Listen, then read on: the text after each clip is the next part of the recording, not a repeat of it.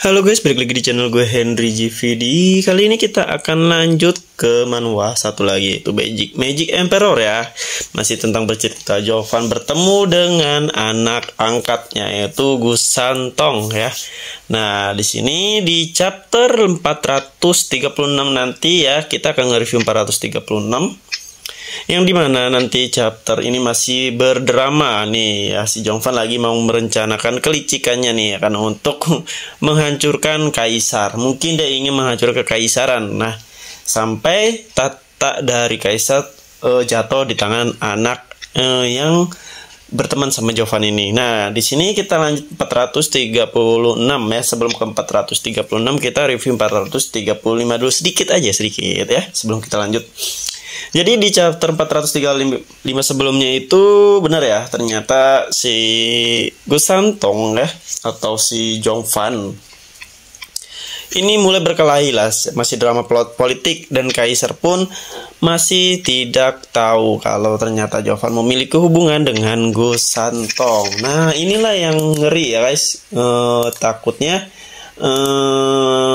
si kaisar ini ternyata nggak sebodoh itu ya guys, karena masih aja ada rasa-rasa curiga guys. Nah di sini, tapi sebenarnya untungnya ada anak buahnya yang benar-benar nggak sepintar dan secerdas kaisar ya. Kalau kaisar ya, jadi si anak buahnya ini atau panglima ya, kayak panglima dari panglima si kaisar ini bilang bahwa Jovan sudah terkena rencana licik kita, atau udah terkena masuk lah ya ke perangkap. Tapi sebenarnya di balik itu Jovan mengikuti alurnya aja nih. Emang dia orangnya kayak gini ya. Mungkin tipe kali yang ingin benar menghancurkan ke akar-akarnya. Nah, tapi si kaisar ini masih meragukan kenapa dia masih bisa masuk, ibaratnya masih mencurigakan lah, masih bisa semudah itu buat ngelabui atau menjadikan si Jovan ini kambing hitam. Nah, jadi setelah itu 7 bangsawan pun masih mengira bahwa Jovan udah terperangkap kaisar. Tapi salah satu yang kita patut dicurigai yaitu penasehat ya, ada ini. Dia masih ragu-ragu mencurigai si Jovan bahwa Jovan punya kelicikan lain ya. Makanya di sini cuman dia doang yang orang pintar doang masih agak meragukan bahwa rencana si kaisar ini bakal berjalan dengan lancar ya. Padahal ternyata si Jovan ini malah seneng-seneng buat ikut drama. Nah, nanti pun di sini dia ikut terus bersandiwara, nggak tahu sampai chapter berapa, dan kepala klan Loi pun udah dikasih tahu ke Jovan bahwa dia harus sabar ya. Nah, nanti di chapter selanjutnya kita akan melihat si Jongvan ya, meskipun si Sung-er ini yang waktu itu dia acting ya, dia acting bahwa Sung-er ini bakal jadi tunangannya itu tahu juga yang ternyata sandiwara dari Jongvan dan sandiwara dari anak angkatnya nih Gusantong. Wah, nyesek gak sih ketika lu suka sama seorang tapi ternyata yang lu suka itu cuman bohongin lu, atau sandiwara menyukai lu doang. Wah, parah juga ya. Tapi kedepannya kita akan ngeliat nih banyak banget karena di sini kalau kita lihat masih bersandiwara ya. Karena chapter selanjutnya untuk sampai kaisar mengetahui bahwa Gusantong ini anaknya dari anak angkat Jovan atau punya pilih kenalan ini masih agak sedikit lama ya guys. Ya, meskipun agak sedikit membosankan, tapi kita akan menunggu ya keseruan Jovan buat ngebodoh-bodohin seluruh istana kekaisaran. Nah, di sini juga mungkin kalau gue prediksi ini nanti kedepannya si Gusantong ini emang harus benar-benar disuruh Jovan untuk bilang bahwa sukses urusannya dengan Jovan, dia buat biar bisa ngedapetin keuntungan dari kaisar itu, obat yang bakal diberikan oleh atau yang dijanjikan oleh kaisar buat diberikan ke Gusantong. Nah, sebenarnya kan kalau ibaratnya nih ya, kalau si Jovan ini langsung tutup, ibaratnya langsung bilang kalau anaknya ini adalah Gusantong di istana kemarin, nggak seru guys.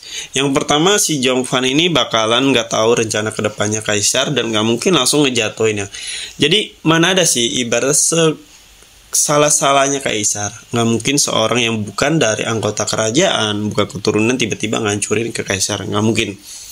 Itu tetap bersalahnya taruh di Jovan. Jadi ngeri guys. Makanya Jovan ini bukan hal bodoh lah. Tiba-tiba dia langsung ngebunuh Kaisar kan nggak gitu. Karena mungkin dia bakalan nanti kayak kerja sama anak yang berteman yang gedut itu. Karena nanti diprediksi itu dia yang bakalan jadi Kaisar selanjutnya daripada abang-abangnya atau saudara-saudaranya yang lain.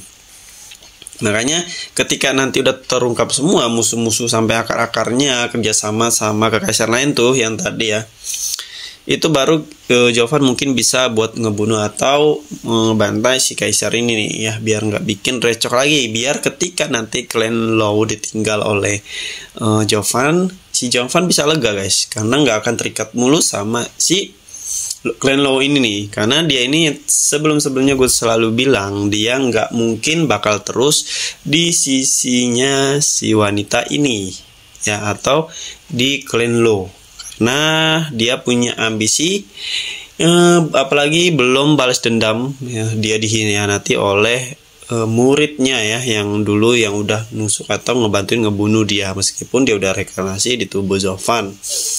Tapi untuk ukuran kekuatannya, mungkin kekuatannya belum sampai dia di masa jadi ketua iblisnya, klan iblis. Apalagi ada bantuan Gusantong di benuanya dia sendiri ya, beda-beda benua ya emang ya. Mungkin di anak waktu yang hianatin dia ngebunuh dia itu benua lain, bukan benua dia yang sekarang dia tempatin. Nah, di sini bakal seru sih menurutku, kedepannya kita bakal ngelihat si Jovan buat ngebabat abis seluruh benua nih. Kayaknya dia bakal menjadi orang terkuat di dunia ya guys ya. Setelah mungkin misi dia buat ngancurin Kaisar selesai, Kaisar udah damai, dia akan mulai pergi. Nah nanti si penasehat ini yang bakalan jadi ngegantiin si Jovan untuk ngebantu klan Law ini, untuk ngelindungi lah di balik layar sama kayak Jovan. Apalagi udah banyak kekuatan di klan Law yang kuat ya, yang melebihi kekaisaran lain, yang bisa ngebantuin klan Law biar nggak dihancurin gitu aja. Jadi kedepannya kita masih ngeliat drama-drama dulu nih guys, drama si Jovan sama anaknya Gusantong ya. Mungkin art ini untuk bagian Jovan sama si Gusantong, karena gue juga belum tahu nih kekuatan lebih dari Gusantong apa aja nih. Gue pengen tahu pas Gusantong ngebantuin Jovan buat ngebantai seluruh kekaisaran, nah sama ngebunuh kaisar tuh ya kan, yang licik itu tuh, sama si panglima dia tuh yang sosokan lagu-laguan yang pengen ngancurin Jovan. Oke? Nah di sini kita udah sampai ke chapter ini. Mungkin kedepannya gue akan nge-review chapter lain, jadi kalian bisa cek di playlist gue, di situ udah banyak ya chapter-chapter yang bisa kalian kepoin langsung manhwa ya, entah dari Elicit, The World, serta yang lainnya. Terima kasih juga yang udah nontonin video gue. Sampai jumpa lagi di next video.